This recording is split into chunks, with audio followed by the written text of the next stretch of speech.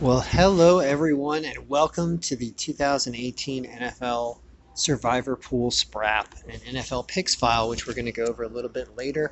I'm at the Charlestown Races and Slots. There's a sports book here. I've got a bet on some baseball games, and I'm getting ready for football. And I have the Survivor Pool ready. I don't have, you see the sheet right here called Current Matchups? It's blank. This is where the information, all the really the part of the file that you're going to want to pay for that I'm going to be selling later this week. That's going to have all the matchups and everything together. That is going to be this sheet. It is not done yet, but what is done is the Survivor Pool file, which I've been doing for the last several years, at least 5 years, probably more.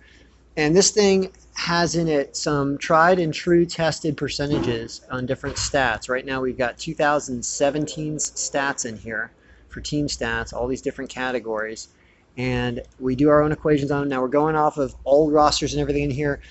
I wouldn't use this to wager on. I wouldn't use this for anything other than just some guidance before the NFL picks are released. And I have a current compilation of current rosters and point values and contribution values per player. There's a lot I'm doing, just like I'm doing for baseball and for hockey, that we'll also be doing for football before the end of the week here.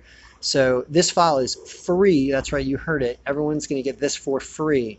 And then I will put the matchups together probably tomorrow and put that out for purchase. So you can have this now. Look at the download below. We'll go over the games and go over how this file works. If you want to run a Survivor Pool in your office or with friends, this is a great tool for that. And I'll show you how it works. So opening up here in week one, these are all pivot slicers. If you've got Excel, Mac Excel may not work, but Windows Excel works.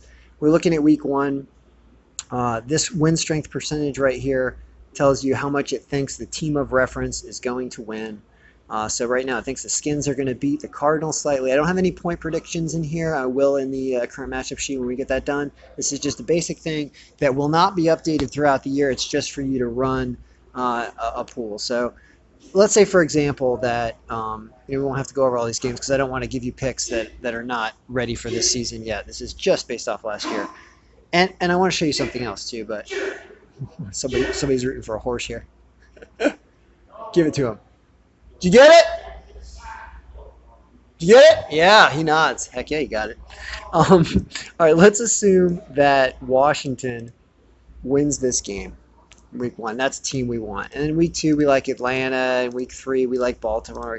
You probably won't like Baltimore. Maybe we like Carolina. What happens is, actually, Carolina's probably got a bye in week four. That's why that's not showing up. Anyway, when you end up getting this done, you end up taking this and you paste it into this entrance pool sheet. You paste it as values. Paste it as values. That's 1, 2, 3. That's this one. Paste special 1, 2, 3. That one is values. This is Ken's entry. You put the name here. You put, Bob's going to have an entry down there. You do the picks and you paste it in here. And then when you have the whole picks, if you want to go one week by week, you can filter this and say, I care about people's picks for week 2 or whatever. And then you can enter everybody in, stuff like that. And this thing can handle as many entrants as you could possibly need. So you then refresh this pivot and you'll start to see whose people's picks are. You can go and say, all right, well, in week 1, maybe Philadelphia wins this game. You start to pull all this stuff down and have some scores in here. That's funny. What happens is you end up having results in your entrance pool here, and starts to show you who has won and who's lost. Like I would have won week 1. Let's assume Bob took Carolina, and then you refresh. You would see that Bob looks like he lost in week 1 according to our scores or whatever. So there's all kinds of fun stuff you can do in this file and keep track of a Survivor Pool, as many people as you want. So that's kind of how it works. You can also look at some previous videos I've done during the year or during previous years for this file to show you how it works, because it still works in a similar manner. Now I want to talk about the picks for upcoming season and all the things that we're going to be doing, because it's really exciting. So what you're seeing here last year is money line results week by week of all the games based on all of our calculations and our win percentages. And the way we had the file set up, we have a win strength. This is basically saying that we really thought Pittsburgh was going to beat Cleveland in week 17. Week 17, of course, doesn't matter. You can see we went 6-10 in week 17 because it doesn't matter. Well, what you see here, especially with the color coding in this win percentage, and what I'd like to focus on and talk about is you see that at the beginning of the season, we really didn't have anything consistently above 70 until week 7. And this really makes sense when you think about why. The file's using the composition of team stats throughout the year to compile its percentages. So you don't have enough of the season until about halfway through week 7 or so to really be accurate. You look at this these 9 weeks here, 10 weeks here. We ended up going 109 and 40. I mean, that is just phenomenal. Average percentage here of like 73%. That's what I'm looking for. I want to be providing this file to you with accurate information starting in about week 7. I will, of course, be giving it to everyone every week because I know you guys are crack addicts like me, and you can't not do something with this. So I, of course, want it as well. But what I'm going to do in order to make it more reliable is work on this blank sheet right here and give you something that really looks like the baseball file and it is in-depth player by player.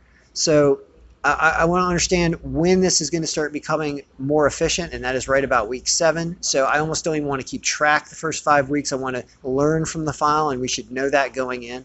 What I'm going to be offering as a purchase subscription is for the entire season. I don't want to be selling this thing week by week because we can have a bad week. You can even have, a 56% week here in week 14 and feel bad about yourself. So I don't want to just do 1 week. If you want to subscribe, you're going to subscribe for the whole year. I'm going to make it reasonable, $100, so it's like less than $10 a file.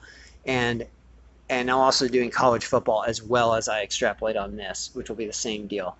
So I think that's going to be great for everyone, and I know we're going to crush it. I'm super excited because we have a history with this, and we're only going to make it better. And sports gambling seems to be legalizing everywhere, so you're going to be able to go down and make $2 round robin parlay bets and stuff on these games, have fun with $20 and really have a blast on a Sunday, in my opinion. I think it's great for the economy, and it's great for sports and great for people. I don't see the negatives. You can obviously go overboard with it, but you don't have to. So that is, do we want to look over the games? Let's look at, you can shrink this by slice, so I'll show you a bit about how to use this. This is not going to be the interface that we are using throughout the year to use our picks. We are going to have a sheet here. I'm telling you, you got to imagine it right now. It's going to be unbelievable. This is going to be it with a bunch of other data sheets. So this is old right now, but it's still useful right now. So we really like Pittsburgh. We really like the Pats, the Vikings. I don't know what roster changes have been made over the offseason. I really don't know anything, but just glancing. Saints. You don't know anything week 1. Of course, the Eagles, I think that's the Thursday night game, yes. A lot of other stuff like Seattle over Denver pretty heavily. And Buffalo will sneak an early win off of Baltimore. I bet that can happen. And the Skins will probably lose because that's what they do. So anyway, away teams, you can look at it that way. You can do all kinds of things with these slicers. You can look at the entire season and say, what's the best game to pick the entire season? That'd be the highest percentage here. I think that would be, we'd have to scroll for a while, but you start to see some big ones. Week 2, Saints over the Browns. Of course, anytime anybody over the Browns, let's laugh and show you when the team of reference is Cleveland,